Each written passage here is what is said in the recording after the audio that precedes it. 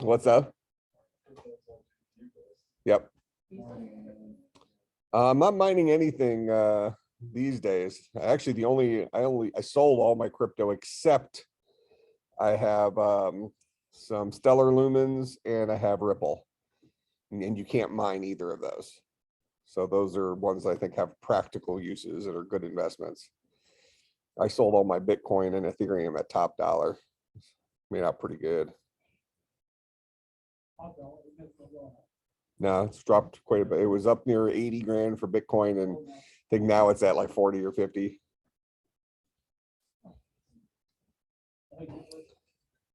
What's up? And I found a couple of old wallets with a couple of Bitcoin in them. That's a digital wallet. But, you know, I was mining Bitcoin and doing stuff with Bitcoin when it was worth a penny each.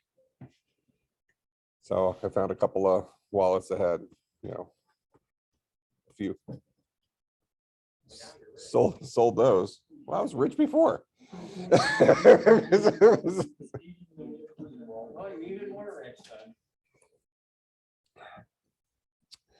Money's just a construct.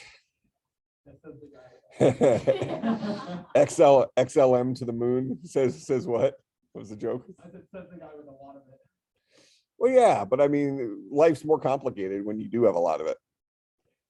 Life's way simpler once I sold all my businesses and stuff and aren't focusing on that. But that's not like you sold your money. Yeah, but I did. My wife only live off my Concordia salary and her thing. We don't touch any of our stuff from my sales. Yeah, it's like a hobby. What are you guys saving it for? Nothing. I mean, I'll never use it. I retired when I was 37. This is my retirement gig. Is doing this stuff. No, I was not investing in the Doji trend, although I do have a couple 100,000 Doge coins from I sold them when the trend was going up from way back when.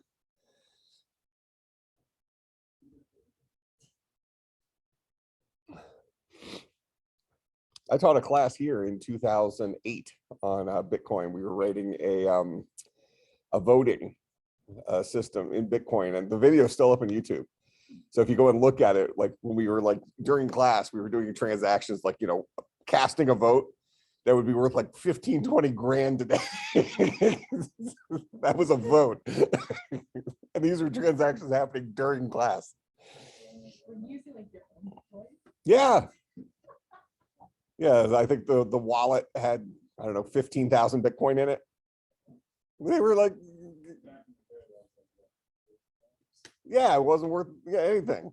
I found a couple of those wallets over the summer. Cash those in.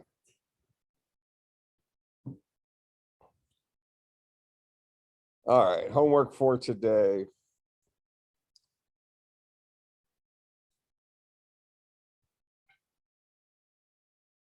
Was unparsed, right?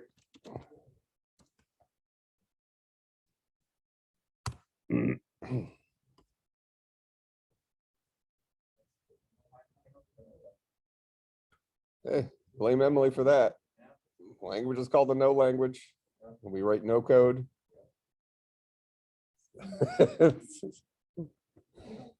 Well, some of you have been used to writing no code for years. You know, you deserve that word. I know, I've had to grade it.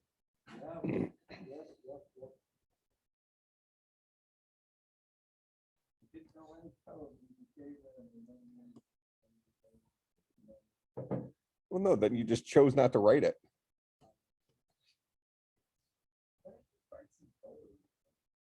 Well, you're not necessarily the people I'm talking about. You're like slightly the problem. Couple folks, it's like high school trained them to just say that homework's optional. Like, ah. Is that a thing now? Because that's something I've noticed in the last 22 years. When I first started teaching college, I would give a homework assignment and close to 100% of the class would do it. Now, 80% of the class even submits the homework in most classes. Yeah, I would say that the higher division the class ends up being, the higher percentage of students who submit. But like in a 200 class or something, 15-20% of the class just does not even submit a homework assignment. You know, and then 3 weeks from the end of the semester, like, oh, can I submit this stuff late? You know, my dog ate my keyboard. Would you accept that as a reason? If they really tried to feed me that, dog ate the keyboard, What if they showed you like a maybe. It's maybe if the excuse is good, if the excuse is good enough or funny enough, maybe.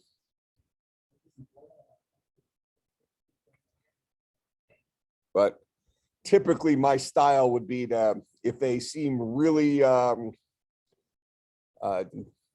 dedicated to fixing poor decisions from earlier in the semester, I'll do some sort of like assignment that's like a punishing assignment, kind of like the hackathon punishment assignment, and then make them do it and then just watch their misery and then give them a 0 in it.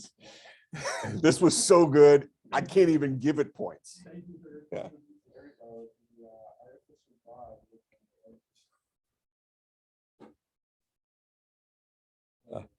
I had a student this semester already in the 300 class. In the 200 class, we are using an online cloud-based C++ thing. So I don't have to manage 20 different installs of stuff. I mean, I encourage them to use something else, but at least it just works. And so this student hadn't turned in any homework, and the excuse was that their hard drive died. You know, and but their homework's in the cloud, and you do it all through a web page. You can go to any computer work on your homework. So that's kind of all right. So let's see. Let me run this here real quick. So we're writing unparse.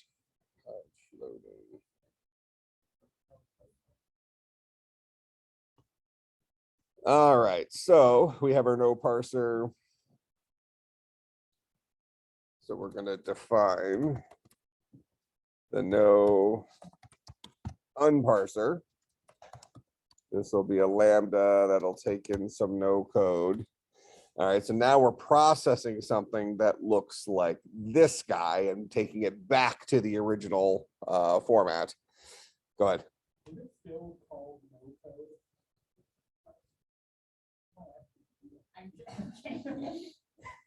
Is what still called no code? The big version of it? Our language? The parse version of it? Would you still call that no code? Oh, is this no code? No, this would be like an intermediate language. So kind of like missile code for .NET, Microsoft Intermediate Language. So this would be nil. No intermediate language, nil. That's good. I just broke the eardrums of everybody online. All right. But it was on purpose, so it's fine.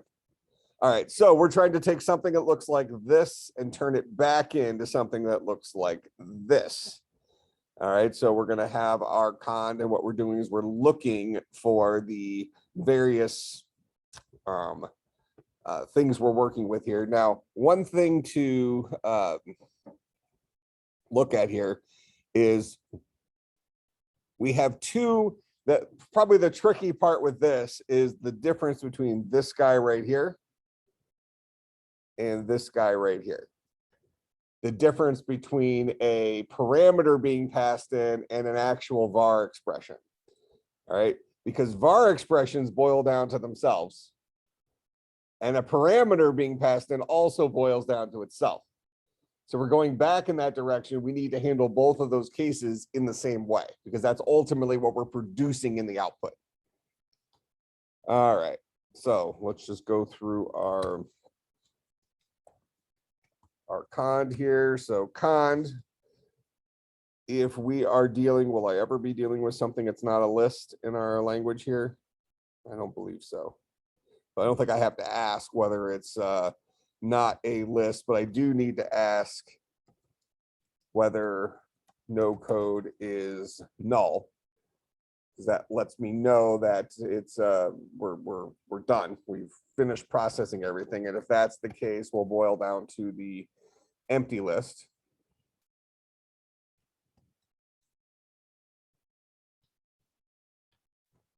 Okay. Is that big enough font to see? Okay. If it's, let's see, what other ones do we have? So we have a call expression, we have a func expression, we have params. So a func expression is going to be fairly complexy. We'll just go in order. I'll put the call expression in my else like we did before. All right, so we're going to look, if we are not dealing with a null list, then we know we have a list with at least one thing in it. So I can ask some questions about the car. So I'm interested in the car of no code here, and I want to know if, let's do func expression first. If the car of no code is equal to func exp, if that's a true statement, then we need to start breaking this guy down. Now, ultimately, we want to produce something that's going to look like that. So what we're going to do is we're going to create a list out of function, the word function, followed by an opening parenthesis, followed by what no unparser returns. So I need to give it this piece right here. That's the car of the cooter. The catter of no code.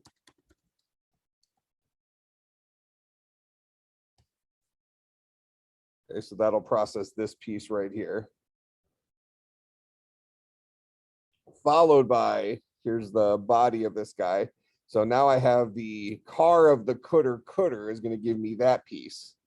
And I ultimately want this to boil down to whatever no unparser returns for this piece of that, the body piece of this. So I'm going to kick this, we're fine here, I guess. So no unparser on that, followed by a closing parenthesis. Yeah, go ahead. Why would you do that instead of just making catter? Are those different things? Making the catter a list. We can. Is putting parentheses around that the same? It actually isn't. It would be an issue when we went to, if we went to use the unparsed version instead of just making it look like it. So we really should probably make it a list. So no unparser boils down to just the value. So we should make this the list of that. And that will get us this piece. And then the last part there would be the no unparser on the, so I'm looking at this. So this is the car of the cooter, car of the cooter. So that's just the CADDR of no code.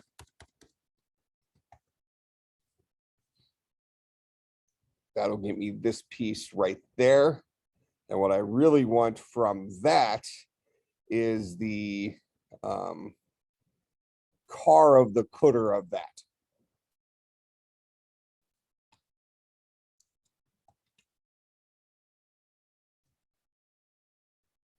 And that is going to give me that piece right there.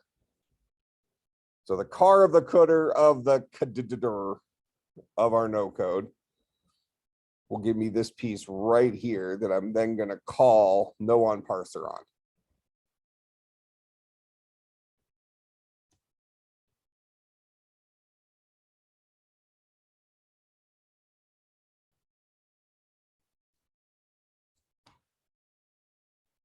Okay. Now that guy, so that only gets me to this piece right here because I'm looking at something whose car is func expression. So presumably I was looking at that piece right there. All right. So let's close this off here. Next thing, EQ, we can look at a var expression. If the car of no code is a var exp, if it's one of those dudes, then what do we want to do? We want to boil down to just the value that's in there. So that's going to be the car of the cooter.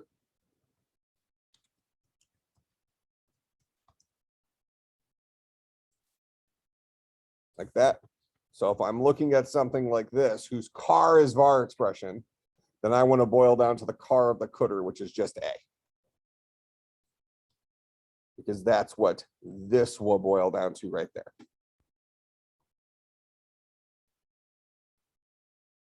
Does that make sense? Similarly, this guy needs to be handled the identical way. We can handle it in a second cond if we want, or we can handle it inside of an or. So we can say if that is true, or EQ car no code params. If either of those guys is true, then go ahead and boil down to the catter of no code. So if I'm either looking at a params, boil down to this dude, or if I'm looking at a var expression, boil down to that dude. In either case, that's what it does. It boils down to just that symbol.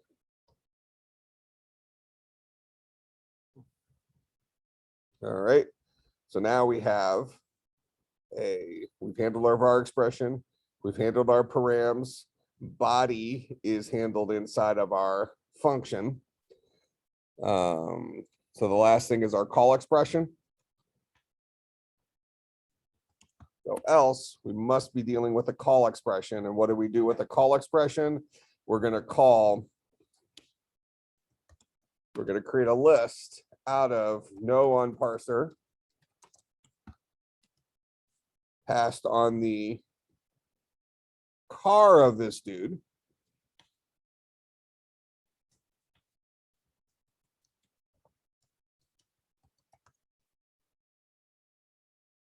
Along with NoParser passed on the car of the cooter.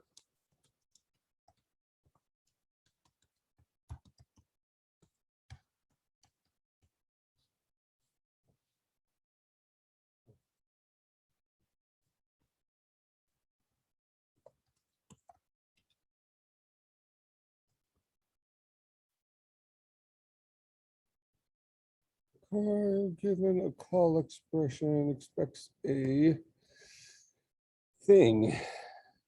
So how do I get into?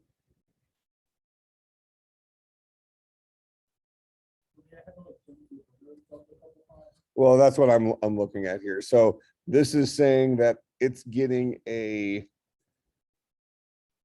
this guy right here, the car of no code is getting something called a call expression. Here? Oh, thank you.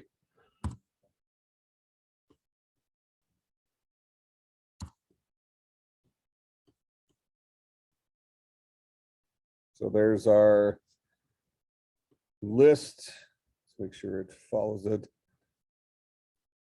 Except I'm missing the word call, right?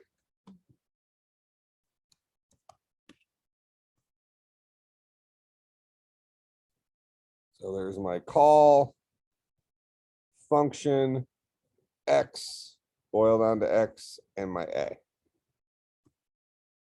So this was our issue here. I had forgotten that the call expression was the first part, which is why I didn't put this in there. So that means all my other stuff was off by a D.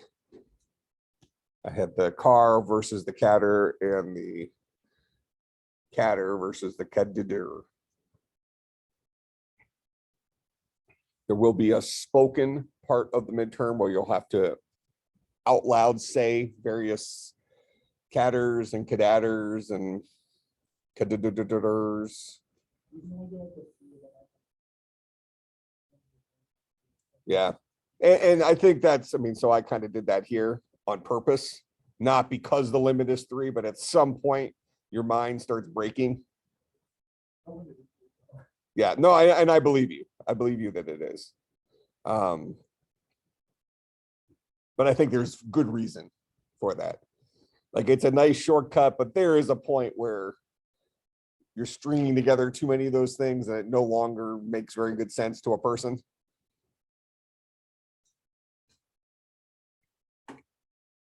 All right, so does that solve the homework? All right, go ahead. Well, what always be 3 parts?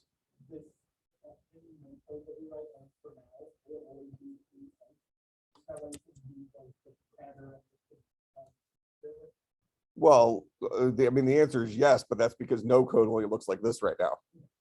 You could imagine it's going to get a lot bigger than this, right? Yeah. But having said that, I think what you're asking is are we always going to have for a single production in our grammar, will we always have relatively this size of a line of code? I think there's probably truth that I don't know if we're purposely limiting it to 3, but I mean, I think that if you just think about what the constructs of a programming language typically look like, you don't like randomly stumble upon a line of code in Java or something. It just seems to be arbitrarily 30 things long or something like that. Most of them kind of seem like the same sort of package size. All right. So this idea of our unparser was really partially useless other than to prove the success of our parser and to give us practice going back and forth. Okay. But the reality is that when we write code in our language, so, you know, when we start writing code using no code, before we can interpret that code, we're going to first parse that code to put it into a format that is more easily interpreted or easily executed, let's say. All right, so with that in mind, we want to write, so I'm gonna not call the unparser.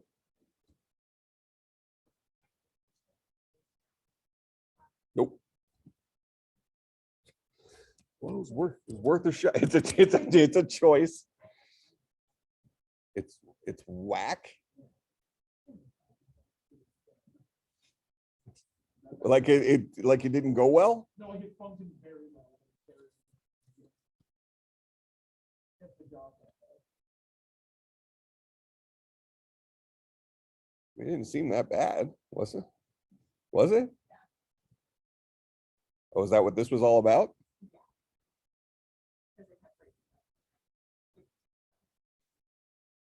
When you perceived that it used to work in that exact same state? Yeah.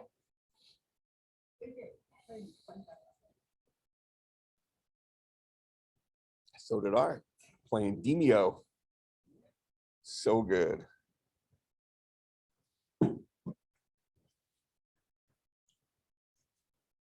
Mr. Gonzalez likes playing the assassin in Demio. Because you get like cards. So like in the game, you like flip your wrist over and you have these cards, and the assassin, you have one that you can sneak up and like do it says massive amounts of damage. He loves that when he uses it every time. Even if he's like near death, it just goes in. Man, that game is so good. Just cancel class, go play it. You should look up a YouTube video for it later on. Like $30 or something like that. But like worth that if you're a tabletop D&D fan type person. I haven't actually tried playing with other real people, but I think the answer is yes. Yeah, I was playing last night the single player thing where you get to control, because you have up to 4 heroes. So I presume you can have, I see videos where 4 different human beings were playing, you're all talking to each other in VR. So I think everybody would have to have the client. Well, they have 2 campaigns currently on there that are already pre-created. But what the community is kind of asking for is like a DM mode where people can create their, because right now you don't have that. Right now it's played as a game where somebody's providing you a dungeon and you're going through it. But it would be cool to take it to the next level with how people who do play tabletop Dungeons and Dragons type stuff, where you have one person who designs the dungeon and plays as all the monsters, and so your friends would just have dragons everywhere and that kind of stuff, or whatever, because I think that then adds to the matching it up to what normal tabletop is. Plus, I think it does appeal. I mean, you still need to be kind of willing to go play a game that's more kind of like the medieval, swords and magic and things like that. But what's nice about tabletop stuff is it's almost like a social game, kind of like normal board games. Because in this, there's not like a timer. You're not like in a rush to go and do your move, or else you get hit by the sword. You can sit there and be telling a joke or something like that, and then then finally make your move as your buddies are screaming at you that it's your turn. And plus the dice is fun to throw. Man, it's so good. I'm going to play that for 10 more hours tonight.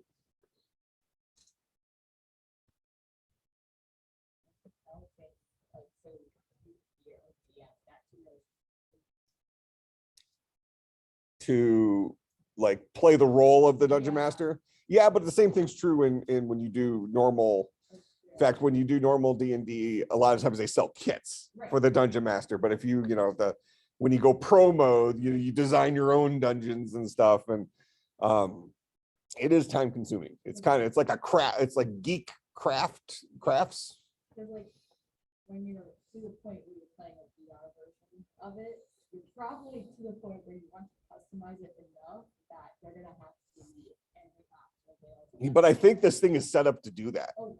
Yeah, I mean, you have the table in front of you, and you can like zoom in, you can stretch it, you can tilt it, you can kind of go over to this corner and start putting stuff around. I mean, it's so good. VR would be more suited to what you're saying, how you use it to have everybody in the same room when you're virtual, instead of trying to have it be a platform to do dungeons and stuff. Right. Yeah. It would make more sense for there to be a DM. Sure. I agree. Because that's like the magic of D&D. Yeah. But what's nice about this is now is remove some of the imagination, because now when you tell your dude to attack this dude, you actually see him go and attack him and cast the spell, and you can see the squares of area of effect for stuff. And so exciting for that subgroup of people who like those kinds of games. But if any of you happen to be in VR and get that thing, we can do a campaign sometime. But we only have 4, I think, at a time, so I'll have to pick my top 3. It's definitely going to be based on coding ability. You're out. You're cool. You're out.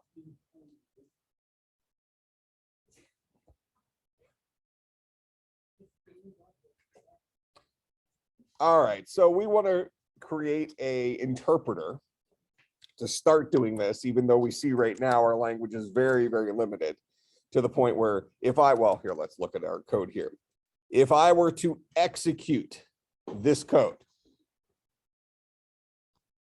I would say I'm going to call this function on this input. So A would get passed in as the parameter, which then gets applied to the body which just displays whatever or outputs whatever the or boils down to whatever the parameter was.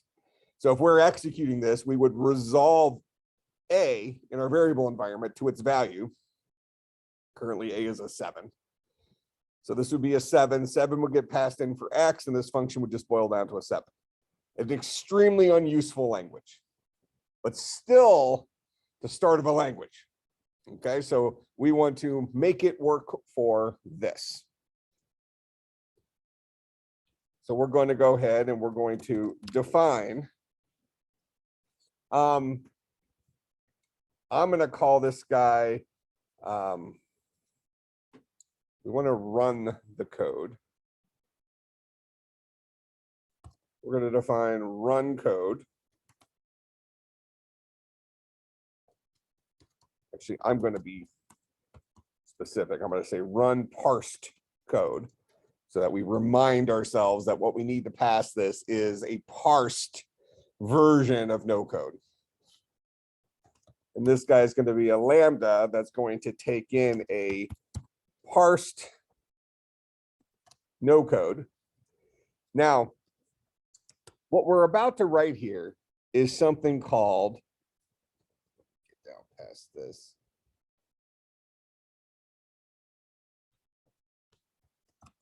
Our first interpreter.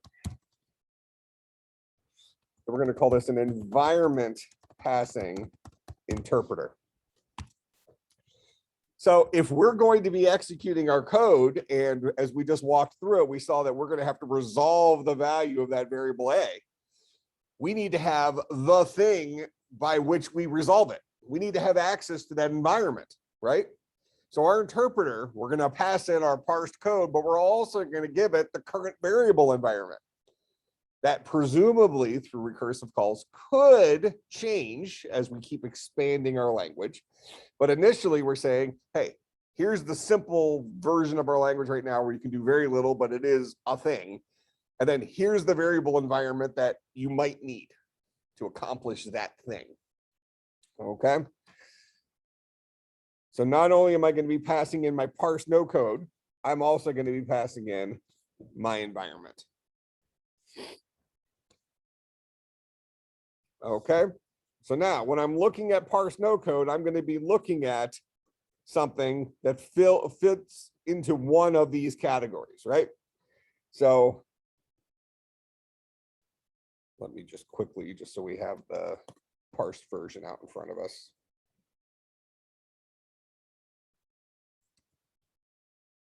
So I might be looking at something like this. Now, if I have a call expression, now right now, in order for our program to run, all we have is this idea of a call expression that can execute anything, right? If we go back to this picture, this guy in and of itself should boil down to himself. This guy right here, what does this guy ultimately say to do?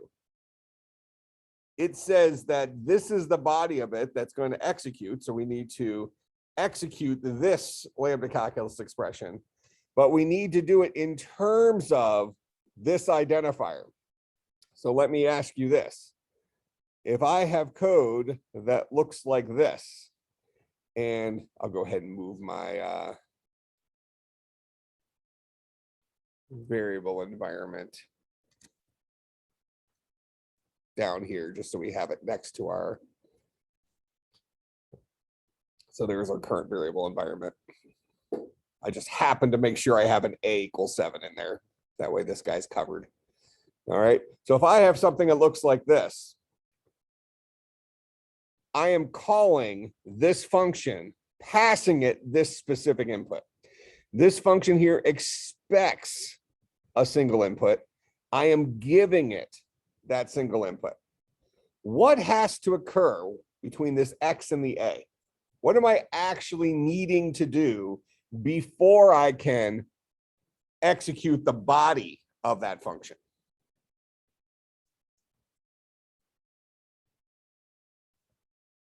Go ahead.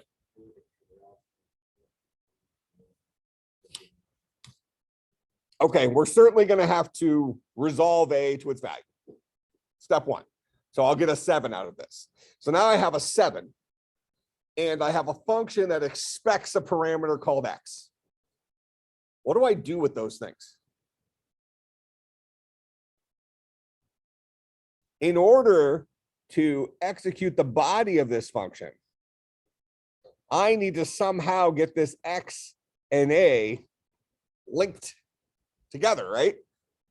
Where do I store name value pairs?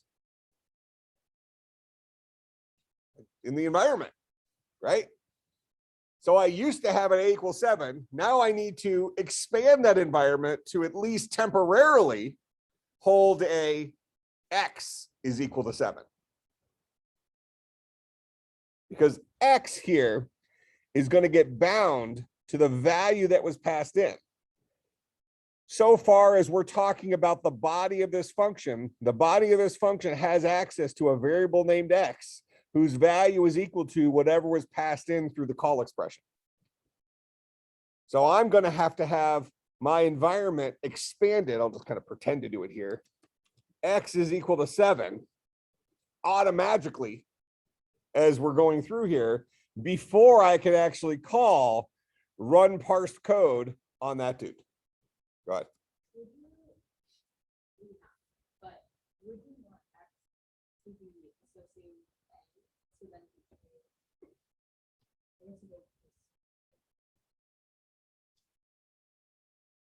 Well, what a call function does is it takes 2 parameters. The function that you want to execute and the parameter that you want to send it.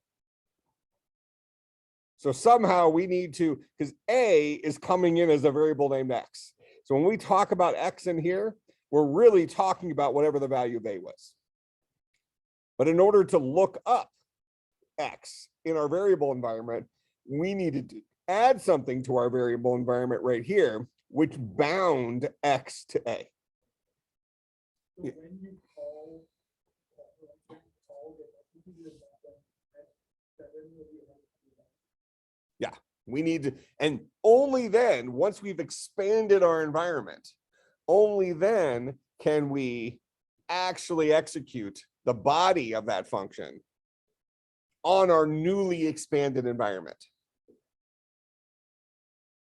That makes sense? So right now we have this simple version of our environment. So I'm going to go ahead and we're going to write we have a resolve function. So what we want to do is we want to, let's do it simply first. And then we'll do it kind of in the more correct way, the way that'll allow us to expand a little bit, but let's kind of get it working first. So from our intents and purposes, what we really need to do, since our environment is nothing more than a list of 2 lists. We call it a variable environment, but it's a pretty simple thing, right? It's a list containing a bunch of lists. Each of those lists has a car, who's the variable name, and a catter, that's the variable value. That's what this environment is. Age equals 21, A equals 7, B equals 5, C equals 23. So it's a list containing a bunch of 2 lists. So that means that if I get to a call function, before I can call run parse code on X here on the body, I need to create a binding for whatever the resolved version of A is with this variable name X and add it to my environment. All right, now as new scheme programmers, the thing that should be going through our mind is, okay, well, how do I add something to the environment? Because we've already seen that updating the value of a variable is difficult, right?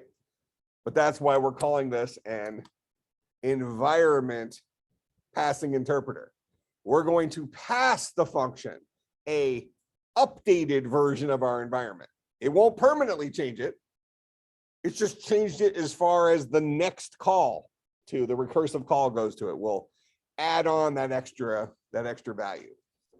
Make sense? All right.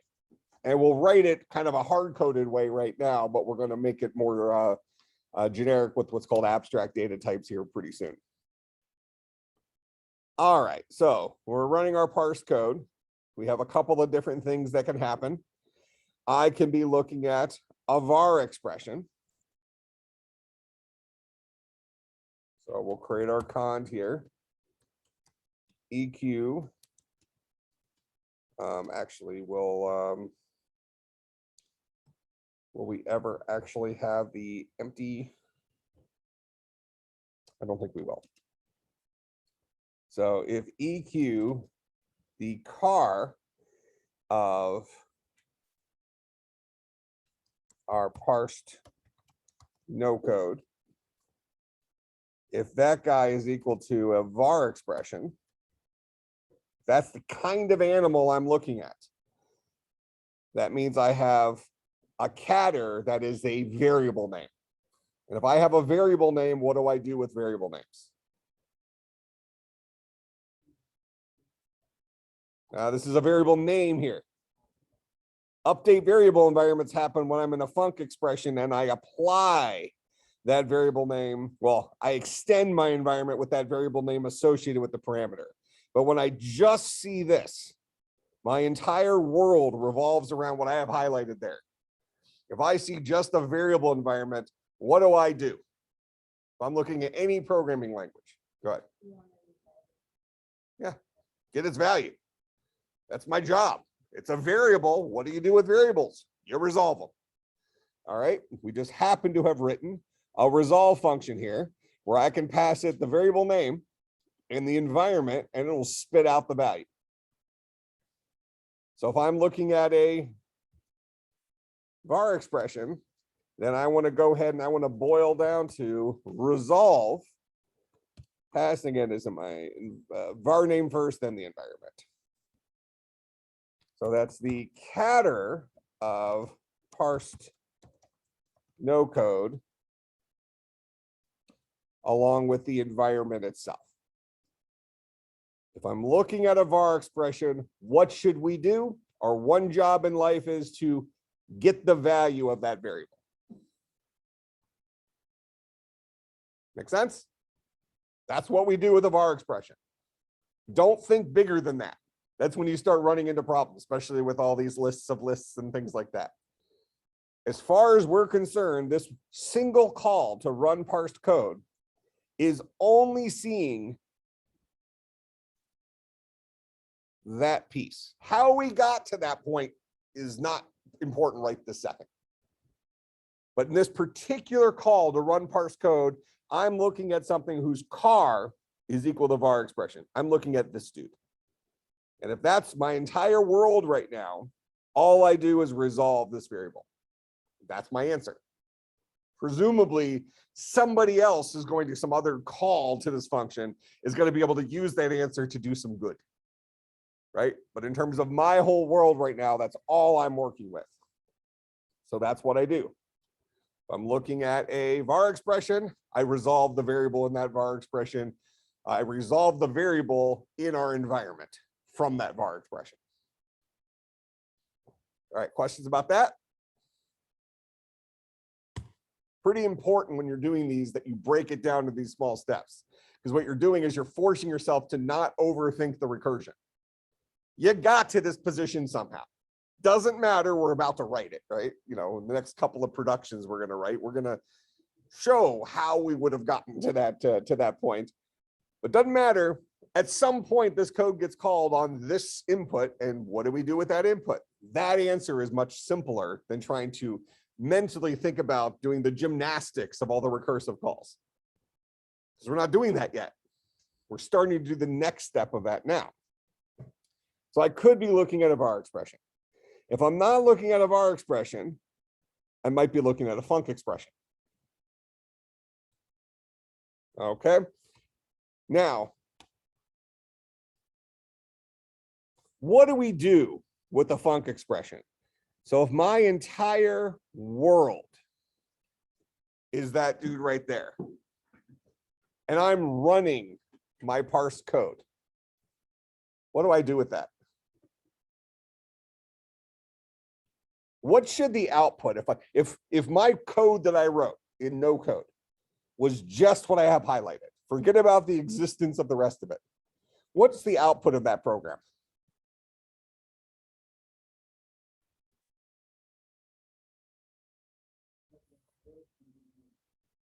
Is it an error? I'll ask it in a Java way. If you write a function in Java but never call it, what's the output of the program? It's nothing. It's not an error. You could define functions all day long. But if you never call them, it's an untapped resource, right? So what I have highlighted right there is a function. No problem. But functions in our language, just as it is in Java, are useless entities until you actually call a function. Make some sense? All right, so we can't actually execute a func expression unless it was part of a call expression. But now, just like I said a few minutes ago, we got to this point somehow, right? Presumably another recursive call has already done this little extending our environment thing so that the environment we currently have when we're asked to execute this func expression already has this variable in it called X. That make sense? All right. So if I am looking at a car of our parse no code that is equal to a func expression, if that's the kind of animal that I'm looking at, what do I do? Well, I ultimately want to execute the body of that function. My hope, my plan is that this parameter has already been dealt with. It's already been bound to some other variable. A function expression in terms of us executing our code does not make sense unless it was done in the context of a call expression, because otherwise it's an untapped resource, right? So if I'm in the process of running some code and I bump into a function, then the idea is that I'm going to assume that this param section has already been dealt with. I've already bound that parameter to some variable, and the environment that I was currently just passed in this particular call to run parse code has that guy in it. So my job as the programmer is to do what? Go ahead. Oh, so there are ways that you can error check for this kind of thing. These is not because if it's an error here, Well, what would you be error checking for? like check to make sure.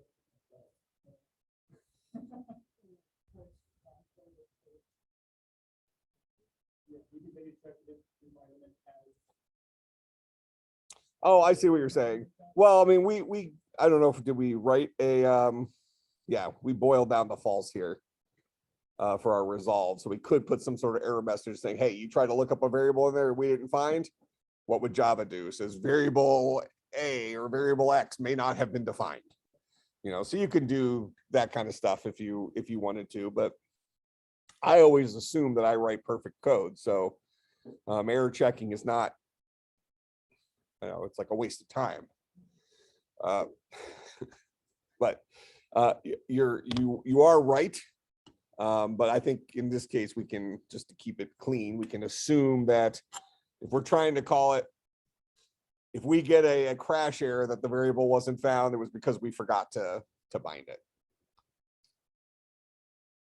All right, so if I'm looking at a func expression, one of these dudes, I can assume that this guy has been handled. We're going to see how he's handled in the next production we're going to write when we're doing our call expression. So really what I want to do is I want to run the code associated with the body of this func expression. So if I'm looking at a func expression, I want to run parsed code. Passing it, I need to pass it some parsed code. Which code am I? So I'm looking at this dude right here. So I want to pass it the car of the cooter, and I want to pass it the car of the cooter of that guy. Ultimately, I want to call run expression on that piece. That is the body of my function. So I'm going to call this guy on the catter of the car of the cooter of parse no code, along with the environment that we currently have.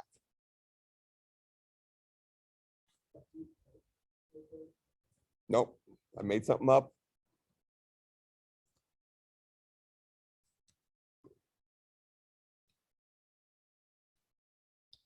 All right, so car of the cooter, if I'm looking at this guy right here, the car of the cooter is this dude. The car of the cooter of that dude is that dude. That's what I want to call run parsed code on.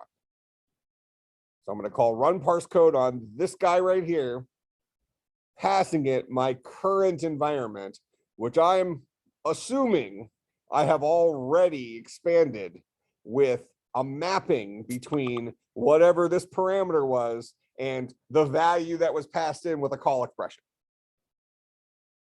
Okay.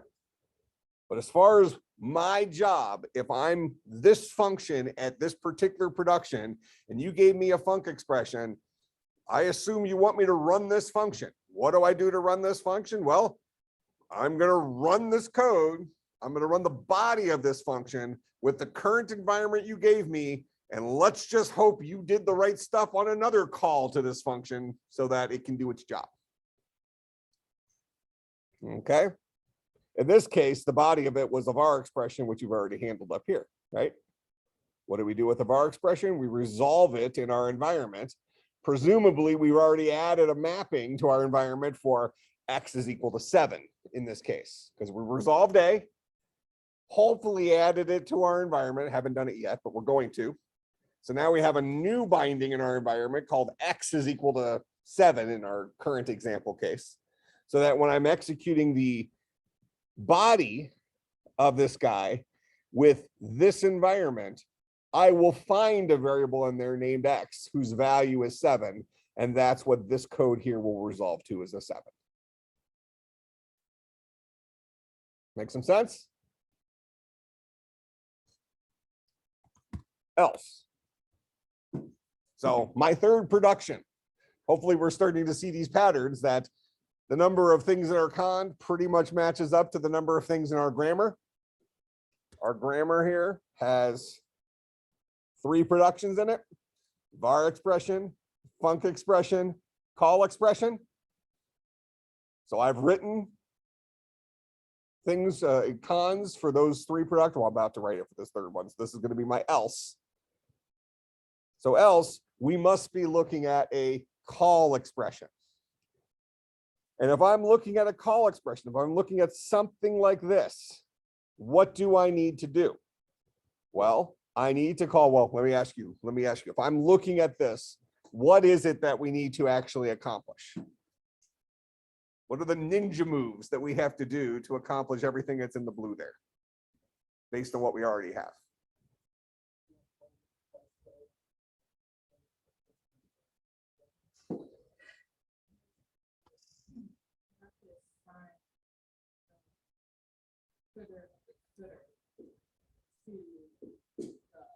Which part of it? So don't use the cars and stuff. Just tell me the piece. Okay. So somehow we need to bind this guy to a variable named x in our environment. So we need to expand our environment to have the resolved version of this. And how do we get the resolved version of this? You said it a second ago. You call run parse code on it. If I call run parse code on this dude, it's going to give me the value of A, which is going to boil down to a 7. Once I have that 7, I need to expand my environment to make an X equals 7 somehow. What do I do with that expanded environment? So let's just assume I now have this expanded environment. This new environment here has an X equals 7 in it. What do I do with this guy? Go ahead.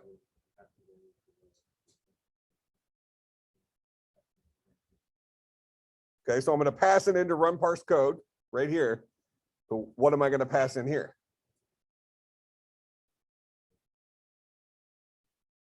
Yeah, the function part of it, this part of it. All right, so else we're going to call run parsed code on, we're going to get our func expression part of this, which is the catter of it, right?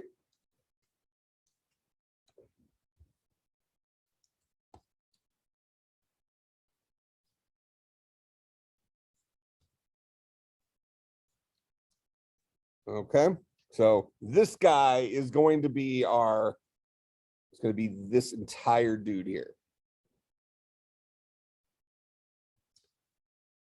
That's the catter of our expression, because in this else, I must be looking at a call expression. But now I have to run parse code requires 2 parameters, the parsed code and the environment. I need to give it an expanded environment. So if I'm looking at this dude right here, how do I get this variable name? Because I need to create a binding in my environment that maps this dude to this value. Go ahead.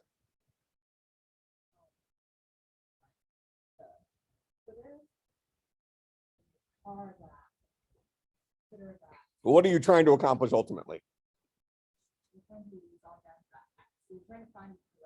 So we're going to get the X, and we're going to get the result of this guy, which is we get that guy by calling run parse code, right? So now I have the X and I have the 7. What do I do with that X and the 7? How? Okay, so I constant onto the front of it, constant, well, probably constant onto the front of it right now, because of how resolve currently works. Because now we're starting to bump into a weakness of our language. That is, we really don't have the idea of scopes yet. What we do is we start walking through our variable environment until we find the first occurrence of the variable we're looking for. If we put it on the end and we happen to have another variable in there called X equals 13, let's say, we're going to get the wrong version of X. So this goes back to that statement of all variables boil down to their most local definition. All right. So as far as the way our, let's call it relatively weak variable environment works right now, we pretty much need to put any new binding onto the front of it so that we run into that first. Go ahead.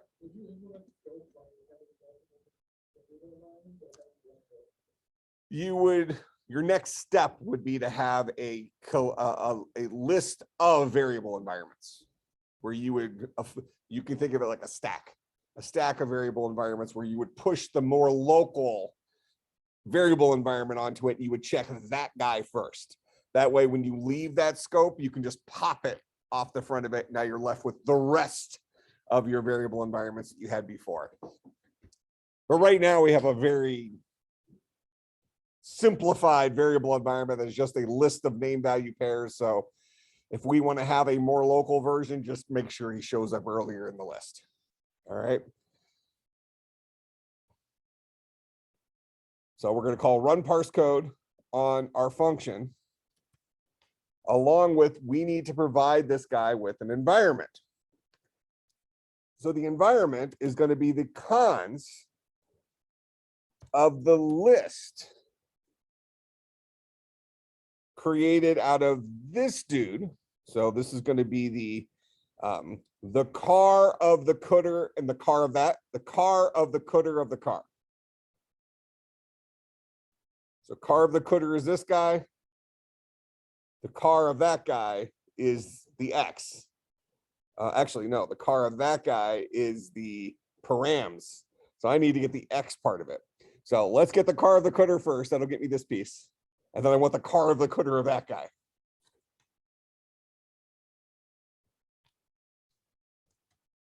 The catter of the catter of parse no code. That's my variable name. This will get me, this guy right here will get me this X. And now I need to get the value that that resolves to. And how do I get the value that that resolves to? I call run parse code. Passing it, I need to pass it this entire dude. So if I'm looking at, I'm currently inside of this call expression. So actually, hold on, with that in mind, this is currently incorrect. So this is the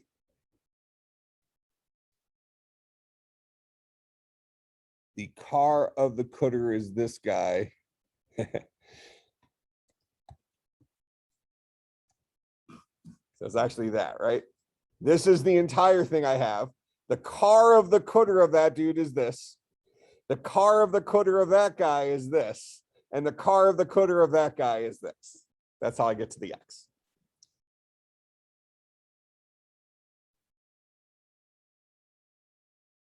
That's a good one. I see a couple of your brain literally just went into a knot. Okay, let's walk that one more time. If I'm in this else here, I'm looking at this entire call expression. I ultimately want to get to this X. So the car of the cooter of this entire call expression gets me that piece. That's my first car of the cooter. My second car of the cooter gets me this piece. My third car of the cooter gets me the X.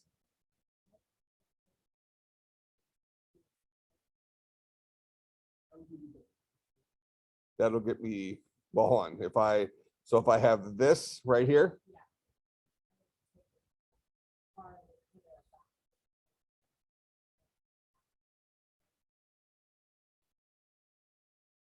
Well, the car of the cooter of that will get me this. Yep. But that'll be the list containing X. Oh. Yeah, so I need the car of the cooter to get the actual X out of it.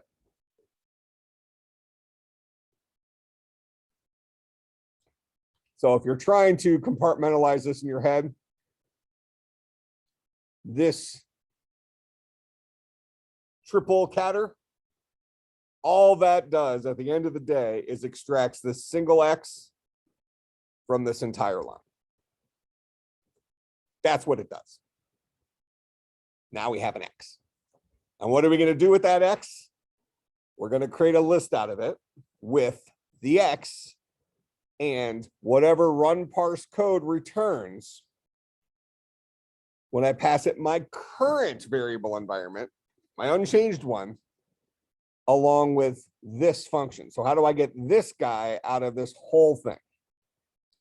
So this is the car of the cooter is that guy.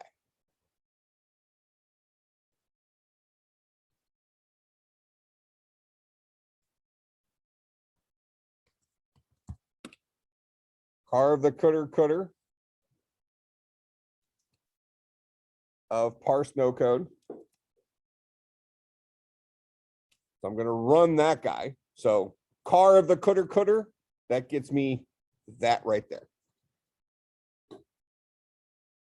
The second part of our call expression.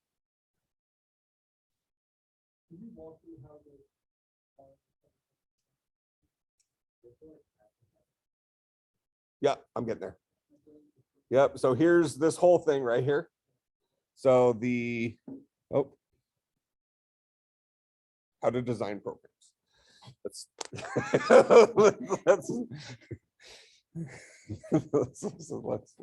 roll. I remind any of you watch Big Bang Theory? Seen the show? There's one of the I don't know, episodes kind of in one of the middle seasons. Sheldon's trying to teach Penny something about physics. And in order to learn about this one specific thing so that she can have a smart conversation with Leonard, he goes back to try to start at the very beginning of physics. It was a dark, starry night. It's like, in order to answer your question, we really got to go back to the beginning here. All right. So this is my thing I'm looking at right now. It's actually the car of the critter. Yeah, car of the critter. What I said, right? So if I'm looking at this, the critter of that guy is the list containing those two things. The critter of that guy is the list containing that. The car of that gets me just this. That's the car of the critter. CADDR. That make sense? So I'm going to run parse code on that dude, passing it my current unchanged environment.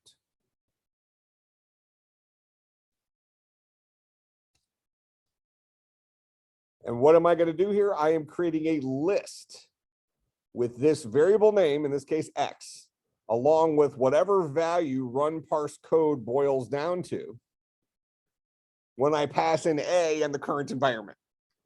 So I'm going to get a list containing X and 7 in our current example. And what am I going to do with that list? I'm going to cons that list onto my current environment. So what am I accomplishing right here? I'm adding a new name value pair to my environment. That's what I do right there. I take my current environment and I'm going to cons onto the front of that current environment a new name value pair, X equals 7. Put it onto the front. That's what cons does. It constructs a list. I don't want to append because a pen would merge it on there, right? So now I want the new first element of my environment to be the list containing X7 in our current example. So what I have highlighted right there will produce a to list that is my old environment with a new to list at the beginning of it. Well, I'm sorry, it'll produce a list, which is my old variable environment, with a new to list at the beginning of it that is X equals 7. What do I want to do with that guy? Well, I'm going to run my parse code. Which parse code? Here's my function, my func expression. And I want to execute that in this new extended environment. The environment where we have created a binding for this guy to this parameter. Make sense what's happening?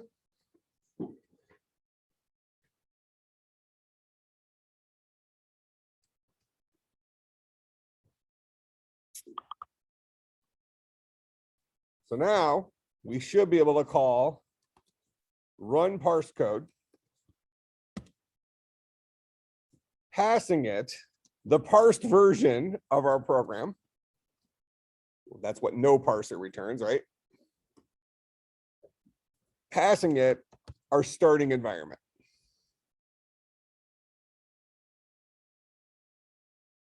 So I'm passing it this dude along with this environment.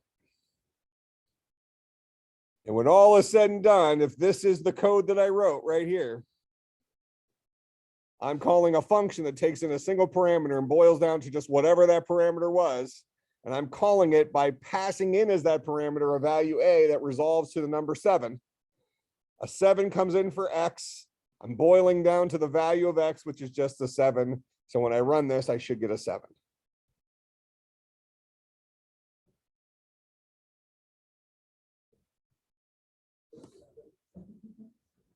Oh, was my head in the way? Yeah. Don't you hate that when it just works? Welcome to my life.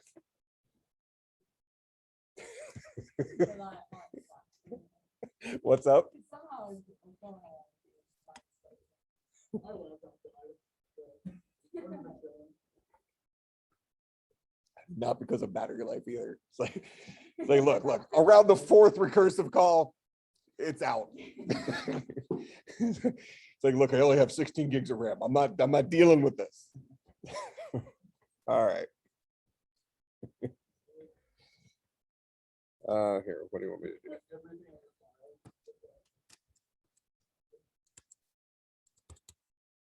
You guys are cowards.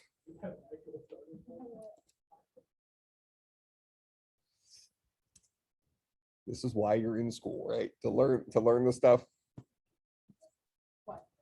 Huh. When would you ever get to do this in our schools? Well, no, what do you, first of all, I think you'd find that you'd be surprised. We've had students come back. First of all, they say typically this is the class that helped them the most. And it's not that you're going to likely write programming languages in your careers. It's that this is giving you an under the hood look of how languages actually function. So when you actually are writing the front side of the code, you now can more easily solve the more complex problems because you understand what's actually occurring under the hood. That last 10% of the problems, the hard problems that you're going to be working on in your career, that this now allows you to understand. Because now you get how complex it is for a function to get called. Make some sense? All right. So for Thursday, make sure you understand this, dude. All right. Walk through it line by line. I've given you this stuff that should be the outputs, and make sure you follow how it's going through our sample function here. All right. And we're going to start adding more stuff to our language on Thursday. Because right now our language is super simple. Man, it's going to get way more complex. All right. I will see everybody on Thursday. Does anybody know, is today matins or not matins? Okay.